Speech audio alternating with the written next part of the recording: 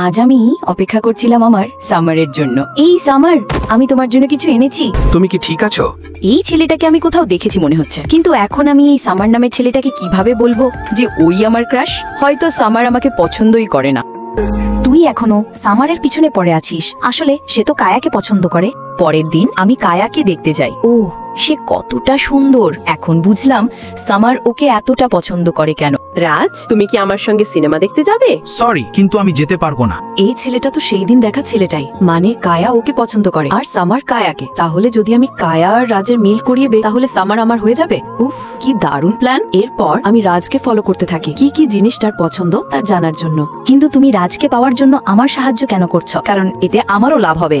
পরের দিন, ভয় পেও না, আজ তোমার মনের কথা বলে দিও। ওই দেখ তোর ক্রাশ, আজকে তুই তোর মনের কথা বলে ফেল। দেখো, সে এসে গেছে। আমি তোমাকে পছন্দ করি।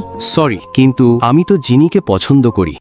মানে কায়া রাজকে পছন্দ করে, রাজ আমাকে, আর আমি সামারকে, আর সামার কায়াকে। উফ, কেমন যেন এক গন্ডগোল ভালোবাসার গোলকধাঁধা। পরের পর্ব পেতে এক্ষুনি সাবস্ক্রাইব করুন।